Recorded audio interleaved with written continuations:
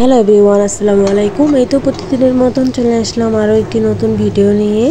এই তো এখানে হচ্ছে আমার ছোটো মেয়ের জন্য পোলাও রান্না করে নিতেছি। ও আসলে ভাত খেতে পছন্দ করতেছে না, এই জন্য ভাবলাম একটু পোলাও রান্না করে দিই, যদি খায়। আর এই তো এদিকে হচ্ছে আমার শ্বশুরের জন্য একটু ফল কেটে নিলাম। এখানে আপেল আর নাশপাতি ছিল। আর এদিকে হচ্ছে আমার শাশুড়ি সকালে আমার শ্বশুরের জন্য বউয়া রান্না করেছিল। আর এখানে আমি হচ্ছে ডাল একবারে শুকনো শুকনো করে নিয়েছি। আর এদিকে হচ্ছে ইফতারের জন্য রান্নার আয়োজন শুরু করে দিয়েছি। এখানে হচ্ছে হালিমের প্যাকেট এনেছিল, তাই আমি এখানে গরম পানি দিয়ে ভিজিয়ে রাখলাম আধা ঘন্টা 1 ঘন্টার জন্য।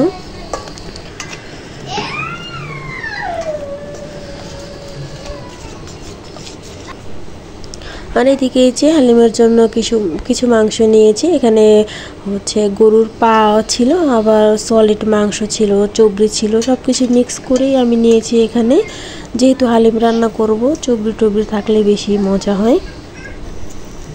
আর এদিকে হচ্ছে আমি মাংসটা হাতে মেখে তারপর বসিয়ে দেবো। এখানে আমি পেঁয়াজ দিয়েছি, কাঁচা পেঁয়াজ দিয়েছি, আবার পেঁয়াজ বেরেস্তা দিয়েছি, আদা রসুন বাটা দিয়েছি, সামান্য হলুদ ফাঁকি, মরিচ ফাঁকি, তেল দিয়ে সব কিছু একসাথে ভালো করে মিক্স করে মেখে নিতেছি।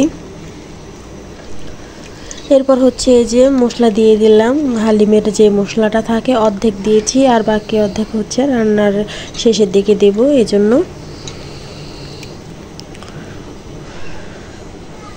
এই তো এদিকে যে বসিয়ে দিলাম মাংসটা।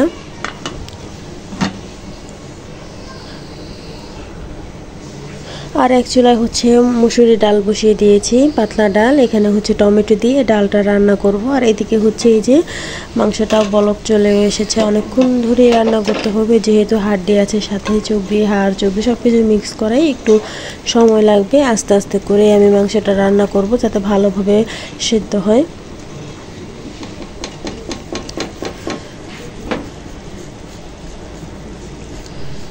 এদিকে তো মাংসটা সেদ্ধ হতে থাক, আর এদিকে হচ্ছে আমি বেসনগুলো একটু গুলিয়ে নিতেছি। এখানে আমি হচ্ছে কালো জিরা দিয়েছি, মরিচ ফাঁকি দিয়েছি, লবণ, আদা রসুন বাটা সব কিছু একসাথে মিক্স করে এখন একটু বেটারটা বানিয়ে নেব। আর এদিকে হচ্ছে আমি ডালটা বাগার দিয়ে নিয়েছি, এখন ধনিয়া পাতাও দিয়ে দিয়েছি, এরপর নামিয়ে নেব।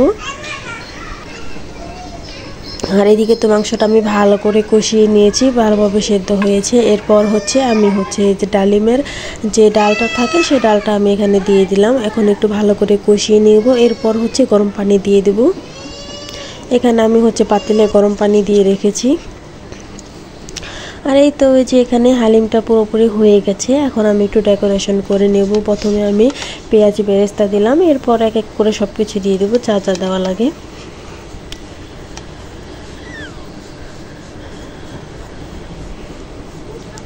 আর এই তো এখন হচ্ছে বেশি করে একটু ধনিয়া পাতা দিয়ে দিলাম।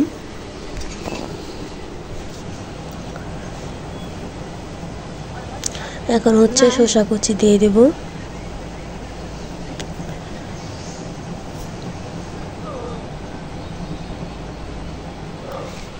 কিনে আনা থেকে আমার কাছে মনে হয় বাসায় বানিয়ে নিলে অনেক মজা হয়, খেতেও যেমন ভালো লাগে আর স্বাস্থ্যের জন্য খুবই ভালো। কিনে আনার থেকে বাসা বানায় খাওয়াই অনেক ভালো মনে করি। আর এদিকে হচ্ছে আমি শরবতটা বানিয়ে নিতেছি।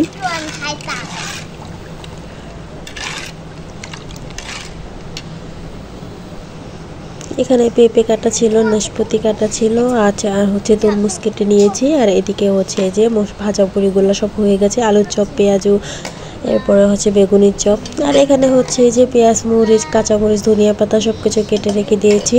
আর এদিকে তো এই যে হালিমটাও রেডি।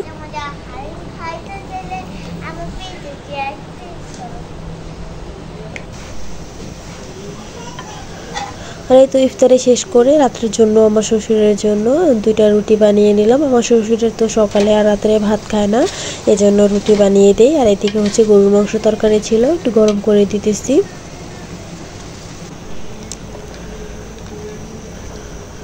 আর এখন হচ্ছে 1 প্যাকেট দুধ ভিজিয়ে নেব। সেহরির টাইমে আমরা সবাই দুধ দিয়ে ভাত খাই, আমার কাছেও ভালো লাগে দুধ দিয়ে ভাত খেতে।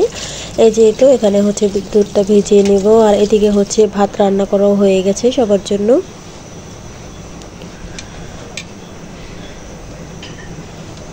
এই তো মাংসটা তো এখানে গরম হয়ে গিয়েছে। এদিকে হচ্ছে আবার একটু শুটকি তরকারিও নিয়েছি আমার শ্বশুরের জন্য, যদি খায় রুটি দিয়ে। তো এখানে হচ্ছে আমার মেয়েরা খেলতেছে, সাথে আমার শ্বশুর শাশুড়ির মেয়েরও ছিল। আর এদিকে হচ্ছে আমার ননদ চা আবার নিয়েছে, এখন আমরা চা খাবো সবাই মিলে। এই তো, আল্লাহ হাফেজ।